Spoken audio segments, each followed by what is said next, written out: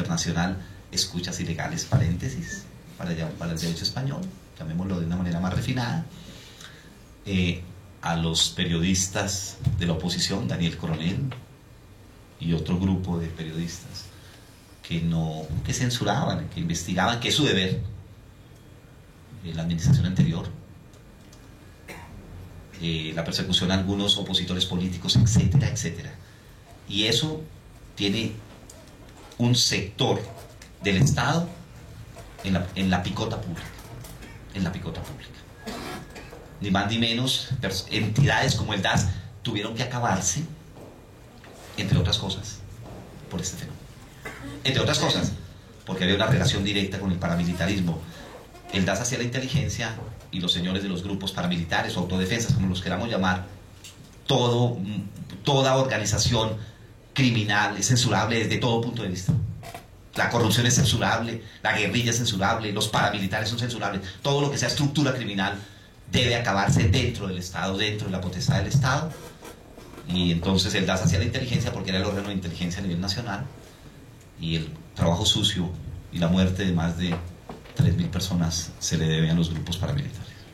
Bien, dos ideas para mostrar la actualidad, la importancia y la trascendencia del control de los datos y de, comillas, una categoría que trabaja la jurisprudencia, abuso del poder informático.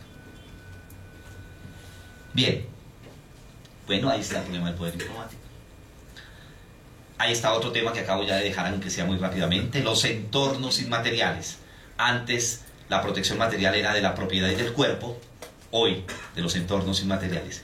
Y esto se conecta con el mayor avance de la humanidad en la sociedad postmoderna, que se llama el avance de la administración automatizada de datos y la sociedad digitalizada.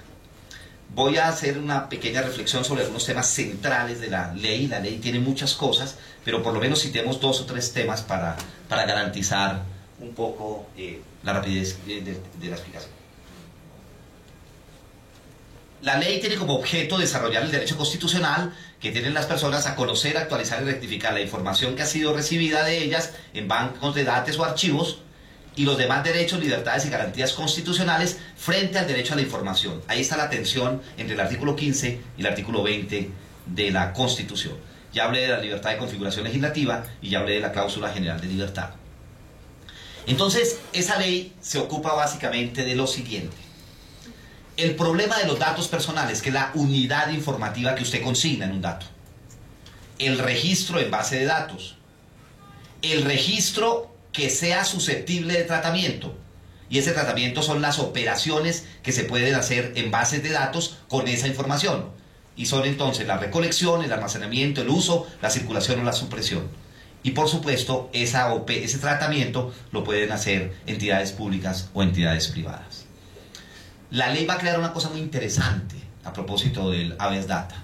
Va a crear el Registro Nacional de Bases de Datos Públicas y Privadas.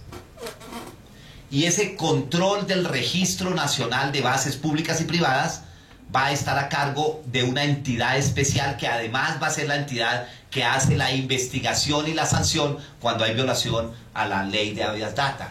Es la Superintendencia de Industria y Comercio, a través de una dependencia especial que crea la ley estatutaria, que se llama la Delegatura para la Protección de Datos Personales. Entonces, un poco la diferencia con lo que han traído a colación los profesores: no hay acción judicial, no hay entidad jurisdiccional que permita la garantía de este derecho subjetivo, sino que se parece un poquito a lo que nos decían hace un rato, es un trámite de carácter administrativo. Y en consecuencia se regula por la ley, por los decretos que la reglamenten o por el Código Contencioso Administrativo y Código Procesal Administrativo, porque está, digamos, encargado la protección a una entidad del orden administrativo, la Superintendencia de Industria y Comercio. Bien, esta ley tiene que ver con datos almacenados, datos tratados por entidades públicas y privadas, etcétera, etcétera. Pero de entrada hay una excepción que ameritaría hacer otra exposición. No aplica, 1, por supuesto, para los archivos personales o domésticos. 2, importante, para los datos y archivos relacionados con la seguridad y defensa nacional. No aplica la ley de habeas data en Colombia. para la prevención, detección, monitoreo y control de lo que hoy conocemos como el delito transnacional, y eso es derecho penal. Lavado de activos, trata de personas con fines de explotación sexual o incluso esclavitud. Todo el producto económico ya, 5 minutitos nada más. Todo el producto económico del dinero que entra y sale de las fronteras nacionales hoy tiene una especialidad en el mundo jurídico en formación a través del desarrollo de unos tratados internacionales que son la Convención de Palermo de 2004, Italia, y la Convención de Viena de 1998. Derecho penal transnacional. Ese manejo de la prevención, detección, monitoreo y control del lavado de activos y el terrorismo, que son problemas de delito transnacional y que atentan contra la seguridad del Estado, hoy no están regulados por el lado del Estado. Tampoco están los datos y archivos que tengan que ver con inteligencia y contrainteligencia. Después de la acabada del DAS, pues salió una ley de inteligencia y regularon, porque uno de los grandes mecanismos de corrupción fue los famosos pagos que se hicieron en casos de inteligencia y contrainteligencia. Lo que se llamó gastos reservados, eso quedó en una ley especial. Luego los datos de inteligencia y contrainteligencia no son objeto de regulación por la vía de la verdad. Tampoco lo que tiene que ver con la ley 1266, ahí faltó un hito, es la 1266, que es la ley que nos trajo el doctor Gonzalo Pérez, el profesor mexicano. Esa es la del problema financiero. Ya existe la que tiene que ver con todos los datos, y es entonces la ley estatutaria 1581 del 2012. Lo que tenga que ver con la actividad financiera, bursátil, comercial, crediticia, aseguradora, la tenemos que buscar en la ley 1266 y en una sentencia de constitucionalidad que es un mamotreto como de unas 600 páginas del profesor Córdoba Triviño, pero es un tratado de lo que es el habeas data a nivel internacional y a nivel nuestro. Se lo recomiendo como para una investigación, como para un trabajo de grado, como para escribir sobre el tema. Muy interesante. Es una providencia de nuestro profesor compañero de la Universidad Libre, el maestro Córdoba Triviño.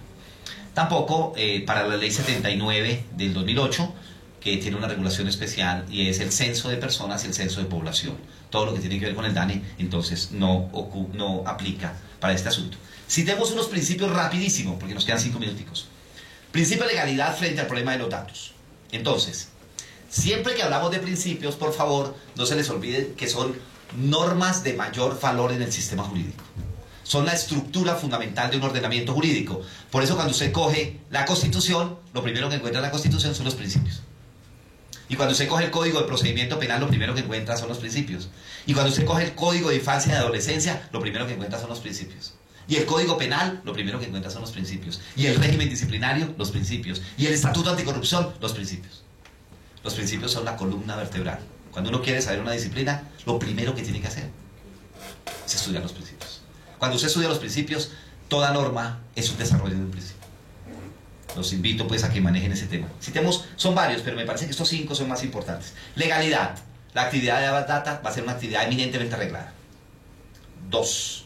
Siempre se va a hacer referencia a la libertad como derecho de la persona. Luego el manejo de los datos siempre necesita consentimiento, manifestación de la voluntad, previo, expreso e informado del titular.